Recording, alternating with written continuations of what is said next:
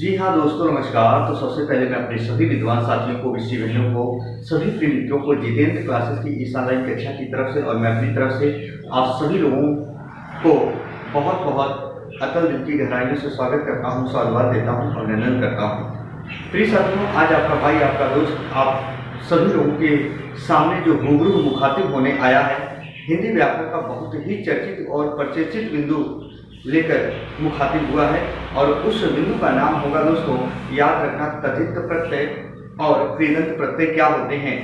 जो हमारे विद्वान साथी विषय बहनें उत्तर प्रदेश पुलिस भर्ती की तैयारियां कर रही हैं, उनके लिए ये बहुत इंपॉर्टेंट वीडियो होगी। ज़्यादा नहीं, 15 से 20 मिनट की वीडियो होगी। और इसके पहले मैं बता देना चाहता हूं दोस्तों, कल एक वीडियो पड़ी थी उपसर्ग और प्रत्यय के नाम से, उसमें कृदंत या कृत प्रत्यय का उदाहरण मैंने बताया था। उसमें हम और चीजें ऐड कर आज बताने वाले हैं। हालांकि कुछ स्टूडेंट ये कह रहे थे कि सर इस वीडियो में थोड़ा आवाज क्लियर नहीं है, तो आइए आज हम इस बिंदु के ऊपर चर्चा और परिचर्चा करते हैं। बिंदु का नाम क्या होगा दोस्तों? प्रत्यय। इस बिंदु का नाम क्या होगा दोस्तों? याद रखिएगा, प्रत्यय होगा। और वो प्रत्यय कौन सा होगा साथियों? एक होगा तद्धित प्रत्यय, एक होगा कृदंत या कृत प्रत्यय। प्रत्यय दो प्रकार के होते हैं दोस्तों।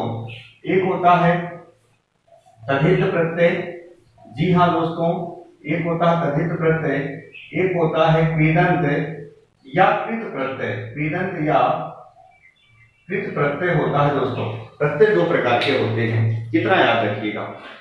हालांकि जो प्रत्यय होते हैं ये शब्द के पीछे जुड़ते हैं, शब्द के एक अंश होते हैं, एक अवयव होते हैं, एक भाग होते हैं, एक टुकड़ा होता है, बल्कि प्रत्यय का कोई अर्थ नहीं होता दोस्तों।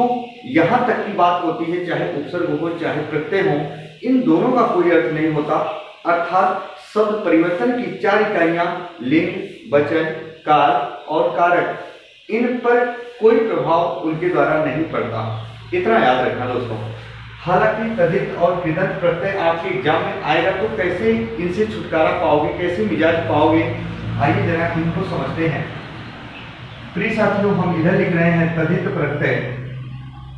तद्धित प्रत्यय, जी हाँ, तद्धित प्रत्यय आप कैसे समझ पाएंगे, आइए जरा देखते हैं। आप जानते हो विकारी शब्द कितने होते हैं? 4, संज्ञा, सर्वनाम, विशेषण और क्रिया। लेकिन 4 विकारी शब्दों में से क्रिया का जिक्र इस तद्धित प्रत्यय के अंतर्गत नहीं होता है। प्रिय साथियों, आइए जरा हम देखते हैं। मैंने लिखा विकारी शब्द 4 होते हैं, संज्ञा, सर्वनाम, विशेषण और क्या होती है? क्रिया। लेकिन क्रिया को हम यहां नहीं लिखेंगे। आइए दोस्तों, संज्ञा हो, सर्वनाम हो, विशेषण हो, संज्ञा हो, सर्वनाम हो और विशेषण हो, अगर इन्हीं तीनों में हम कोई प्रत्यय जोड़ देते हैं, संज्ञा, सर्वनाम, विशेषण, कोई भी शब्द या तो संज्ञा हो या तो सर्वनाम हो या तो विशेषण हो, इन्हीं में अगर हम कोई प्रत्यय जोड़ देते हैं, बनने वाला शब्द इन्हीं तीनों में से कोई अगर बन जाता है, बनने वाला शब्द इन्हीं तीनों में से अगर कोई बन जाता है, तो याद रखना उसी को तद्धित प्रत्यय कहा जाता है। उसी को तद्धित प्रत्यय कहा जाता है। एक बार पुनः मैं अपनी ध्वनि का उच्चारण का दोहरान कर रहा हूं दोस्तों, और आप उसको भली भांति सुनने का प्रयास करें। मेरा कहने का मतलब यह हुआ, आप तद्धित प्रत्यय कैसे पहचान पाओगे? कोई भी शब्द या तो संज्ञा हो या तो सर्वनाम हो या तो विशेषण हो, उसमें यदि हम प्रत्यय लगा देते हैं, कोई भी प्रत्यय लगा दें और बनने वाला शब्द इन्हीं तीनों में से किसी का निर्माण करें, तो उसे तद्धित प्रत्यय कहा जाता है। मेरा कहने का मतलब यह हुआ, जैसे मैंने एग्जाम्पल लिखा दोस्तों, बहुत ध्यान से देखना। जैसे मैंने एग्जाम्पल लिखा चमक। चमक, अब ये संज्ञा है, भाववाचक संज्ञा है, भाववाचक संज्ञा है दोस्तों, संज्ञा में ही जुड़ रहा है। और मैंने जैसे प्रत्यय जोड़ा ना, तो याद रखना ये बना क्या दोस्तों? चमकना बना। चमकना बना, बहुत ध्यान से सुना, चमकना बना। और चमकना खुद क्या है? एडजेक्टिव शब्द है, यानी विशेषण है, विशेषण है। लेकिन ध्यान रहे दोस्तों, क्रिया का उदाहरण ना बन जाए, ध्यान रहे, लेकिन क्रिया का उदाहरण ना बन जाए। प्रिय साथियों, इसी बिंदु को लेकर बच्चे बहुत कंफ्यूज रहते हैं और लोग कितना भी समझाते हैं पर समझ नहीं पाते हैं, इतना याद रखना। चमक भाववाचक संज्ञा ना जोड़े और चमकना बना, ये संज्ञा तो खुद है ऑलरेडी, लेकिन ये बनने वाला शब्द खुद क्या बन गया, विशेषण। यानी इन्हीं तीनों में जुड़ेगा कोई प्रत्यय और इन्हीं तीनों में से किसी का निर्माण कर दे तो वो तद्धित प्रत्यय का उदाहरण हो जाता है। दोस्तों बात समझ में आ चुकी होगी। मेरा कहने का मतलब यह है दोस्तों, अगर कोई भी हो, है ना, जैसे हम इसी में नाना प्रकार के अगर शब्द जोड़े, एक बार देखें क्लियर दिख रहा है कि नहीं दोस्तों, दिख तो रहा है, फटाफट आप लोग समझते चले प्रिय साथियों। और बहुत सारे एग्जाम्पल हैं, जैसे मैंने दोस्तों यहाँ लिखा, जैसे देखो जरा, जैसे मैंने लिखा ठंड। अब ठंड खुद भाववाचक संज्ञा है, ठंड खुद भाववाचक संज्ञा है, इसमें आप प्रत्यय जोड़ दिया मैंने तो बना क्या दोस्तों, ठंडा। लेकिन ठंडा शब्द जो बना इन्हीं में जुड़ा, इन्हीं में जुड़ा, इन्हीं में से किसी एक का निर्माण किया और ठंडा शब्द है क्या, विशेषण बन गया। बात समझ में आ रही है, यही तद्धित प्रत्यय का उदाहरण होगा। लेकिन क्रिया ना बने, लेकिन क्रिया ना बने, अभी हम क्रिया की प्रक्रिया भी बताएंगे कैसे, यहाँ नहीं गलती करना आपको दोस्तों। जैसे मैंने कहा, बहुत ध्यान सुना, जैसे मैंने कहा मीठा शब्द मैंने लिखा, मैंने मीठा शब्द लिखा और मीठा प्लस इसमें आई जोड़ दिया, आई जोड़ दिया तो बन गया क्या दोस्तों, ये मिठाई बन गया। मीठा शब्द है एडजेक्टिव यानी विशेषण, आई प्रत्यय जोड़ दिए तो मिठाई बन गया और मिठाई ये संज्ञा बन गई, जातिवाचक संज्ञा। इन्हीं में जुड़ा, इन्हीं में से किसी का निर्माण कर दिया दोस्तों, तो याद रखना हमेशा और हमेशा क्या होता है, तद्धित प्रत्यय का उदाहरण होता है। मेरा कहने का मतलब यह हुआ दोस्तों, जैसे मैंने एक शब्द लिखा भारत, अब भारत शब्द संज्ञा है व्यक्तिवाचक, और इसी में ये प्रत्यय जोड़ दिया, ये प्रत्यय जोड़ दिया तो बना क्या, भारतीय बना, भारतीय बना। भारत तो है संज्ञा, ये प्रत्यय जोड़ने से बना भारतीय, संज्ञा में जुड़ा, इन्हीं तीनों में से किसी एक का निर्माण कर दे, भारतीय शब्द एडजेक्टिव हो गया। कैसा व्यक्ति, भारतीय व्यक्ति। कैसा व्यक्ति, भारतीय व्यक्ति। दोस्तों बात समझ में आ चुकी होगी, एक बार इसके साथ लीजिए, फटाफट इसके साथ लेते रहो दोस्तों।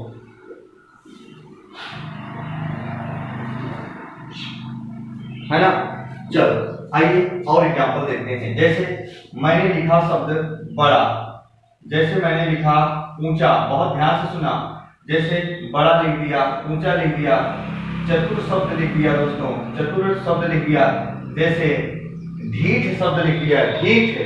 तो जरा देखो, इसमें अगर हम आई प्रत्यय जोड़ देते हैं, आई प्रत्यय जोड़ देते हैं दोस्तों, अब क्या ये क्रिया बन रही है, क्रिया नहीं बन रही है प्रिय साथियों, क्रिया नहीं बन रही है दोस्तों।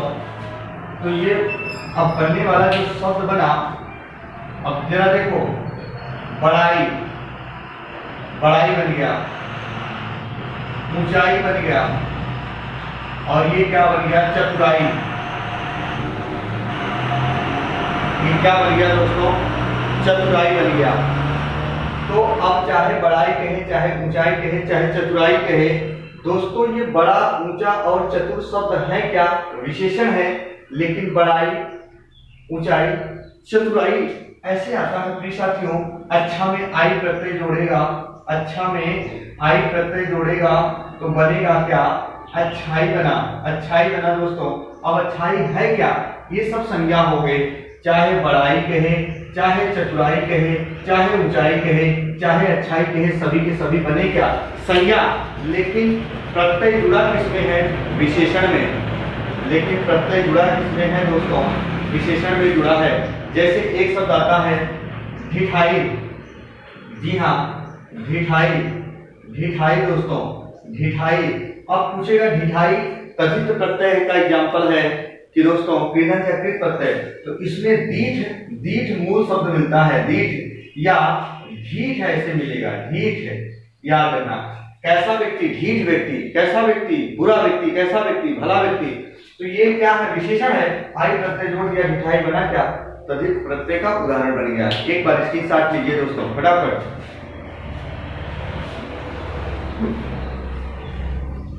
है ना, कभी गलती मत करिएगा दोस्तों इस बिंदु को लेकर, कोई प्रश्न आ जाए। अब जैसे इसी में दे दिया, जैसे मैंने कहा दोस्तों, कंफ्यूज करने के लिए देगा, जैसे दे देगा चढ़ाई, चढ़ाई, ऐसे दे दिया, हंसाई, समझो इस लॉजिक को, चढ़ाई दे दिया, हंसाई दे दिया, ऐसे देगा। तो क्या ये देखो प्रिय साथियों, ये संज्ञा सर्वनाम और विशेषण में प्रत्यय जुड़ा है? नहीं, क्रिया का मूल रूप धातु में जुड़ा है। ये चढ़ है, ये चढ़ धातु है क्रिया का मूल रूप, ये हंस क्रिया का मूल रूप धातु है। दोस्तों वीडियो दिख रही हो तो बताना, अगर ना दिख रही हो तो भी बताना। दिख तो रहा है ना? हाँ दिख रहा है प्रॉपर। आइए, तो ये क्रिया का मूल रूप धातु है, ये क्रिया का मूल रूप धातु हंस है। अब ये कहना संज्ञा सर्वनाम और विशेषण में जुड़ेगा प्रत्यय तभी ये तद्धित प्रत्यय होगा, अन्यथा ऐसे देगा आपको भ्रमित करने के लिए। तो दोस्तों चढ़ाई और हंसाई तो यहाँ ये आपके तद्धित प्रत्यय के उदाहरण नहीं है। अब ये है क्या? इसके होंगे तद्धित प्रत्यय के। कैसे होंगे अभी हम आगे बताएंगे, याद रखना। तो धातु में अगर कोई प्रत्यय जोड़ देते हैं ना, धातु में यदि कोई प्रत्यय जोड़ देते हैं, क्रिया का रूप धारण ना करें तो कृदंत या कृत प्रत्यय का उदाहरण होता है, इतना याद रखना। मेरा कहने का मतलब ये है, जैसे आपके एग्जाम में आएगा ऐसे प्रश्न देगा, देखो ध्यान से।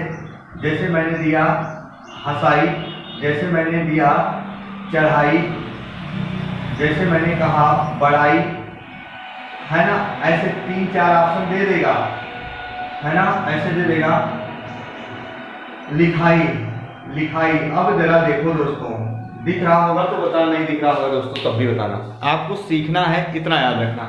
अब आपसे पूछेगा 4 ऑप्शनों में से कौन सा तद्धित प्रत्यय का उदाहरण है, तो तद्धित प्रत्यय का उदाहरण भैया तभी समझ पाओगे कि संज्ञा सर्वनाम और विशेषण में ही प्रत्यय जुड़ना चाहिए। यहाँ तो क्रिया का मूल रूप धातु हंस है, चढ़ है, लिख है, और यहाँ बड़ा शब्द है, एडजेक्टिव है, और बड़ाई बना तो संज्ञा बन गया, यानी बड़ाई शब्द ही तद्धित प्रत्यय का उदाहरण है दोस्तों।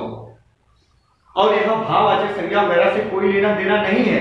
मेरा कहने का मतलब, जैसे हमने लिख दिया एक शब्द बुढ़ापा, बुढ़ापा लिख दिया, है ना।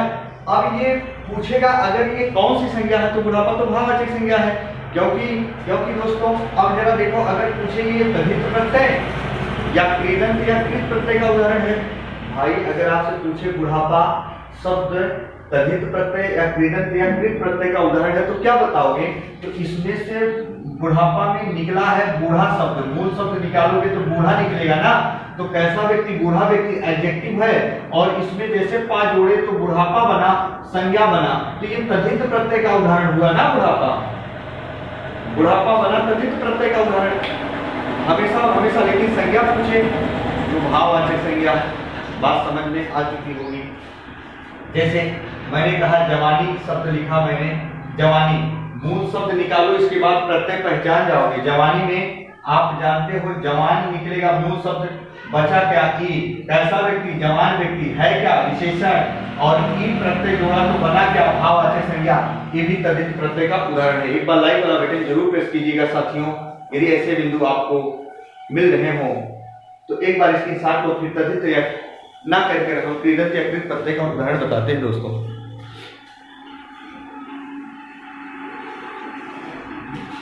आइए अगले नंबर पर चलते हैं प्रिय साथियों।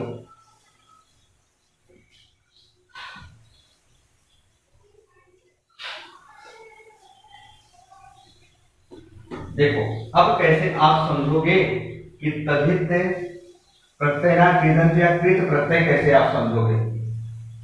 कृदंत या कृत प्रत्यय दोस्तों बहुत इंपॉर्टेंट बिंदु है, और आप समझ भी जाओगे, कोई दिक्कत नहीं है। जैसे मैंने कहा कृदंत या कृत प्रत्यय दोस्तों,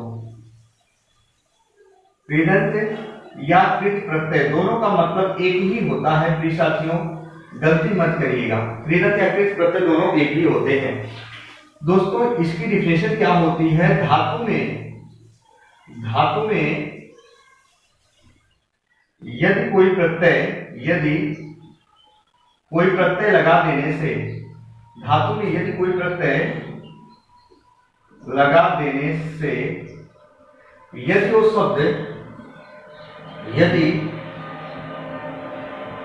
वो शब्द क्रिया का रूप धारण न करे तो उसे ही क्या कहा जाता है? कृदंत या कृत प्रत्यय। कृदंत या कृत प्रत्यय। एक कृदंत क्रिया होती है, उस क्रिया का निर्माण करेगा, लेकिन ये क्रिया का निर्माण नहीं करेगा। आइए, जैसे मैंने लिखा क्या दोस्तों, जैसे मैंने लिखा लिख, लिख जोड़ा, हंस जोड़ा, पढ़ जोड़ा। समझो, मैंने तैर जोड़ा, मैंने लूट जोड़ा, ऐसे लिखा मैंने। अब इसमें मैंने कुछ प्रत्यय लिखा, लिख में अक जोड़ दिए, हंस में ई या आई जोड़ दिए। बहुत ध्यान से समझना, पढ़ में ई या आई जोड़ दिए, तैर में आक जोड़ दिए, लूट में एरा जोड़ दिए। बहुत ध्यान से सुना, एरा, लूट में एरा जोड़ दिया मैंने। दोस्तों, बनने वाला जो शब्द बनेगा, लिख से लिख में अक जोड़े तो बना क्या, लेखक बना। बहुत ध्यान से सुना, यानी क्रिया का मूल रूप जो धातु होता है, धातु में यदि हम कोई प्रत्यय लगा देते हैं, धातु में यदि हम कोई प्रत्यय लगा देते हैं, बनने वाला वो शब्द यदि क्रिया का रूप धारण नहीं करता है, तो याद रखना उसी को कृदंत या कृत प्रत्यय कहा जाता है।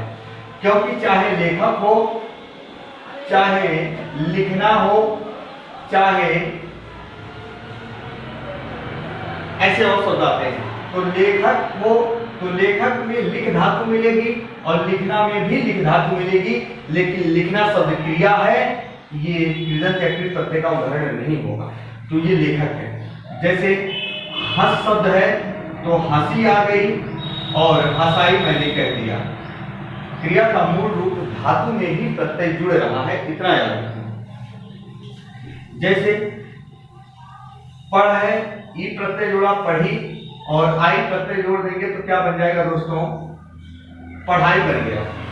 क्रिया का मूल रूप धातु में जुड़ रहा है, लेकिन क्रिया नहीं बन रही, इसलिए ये कृदंत या कृत प्रत्यय का उदाहरण है। तैर में आक जोड़ा मैंने, क्या हुआ दोस्तों, तैराक हो गया। लूट प्लस एरा क्या हो गया, लुटेरा हो गया। ये समझो, लॉजिक समझो प्रिय साथियों, हमेशा अगर धातु में कोई प्रत्यय जुड़ रहा है और क्रिया का निर्माण वो नहीं कर रहा है, तो कृदंत या कृत प्रत्यय का उदाहरण ही होगा। इतना जरूर अपने मानस पटल में सोचिएगा प्रिय साथियों। जैसे मैंने लिखा दोस्तों, यहां देखो, जैसे मैंने लिखा उड़ प्लस आन, तो क्या हो गया, उड़ान हो गया। उड़ प्लस आन लिखा तो क्या हो गया, उड़ान। लेकिन क्रिया का मूल रूप धातु में ये जुड़ रहा है, संज्ञा सर्वनाम विशेषण नहीं है। जैसे मैंने कहा दौड़ प्लस आ, तो ये क्या हो गया, दौड़ा। तो याद रखना हमेशा और हमेशा यही है दोस्तों, ये कृदंत या कृत प्रत्यय का उदाहरण हुआ। एक बार इसका स्क्रीनशॉट लीजिए, फिर हम उपसर्ग के बारे में थोड़ी जानकारियां देते हैं। आइए प्रिय साथियों,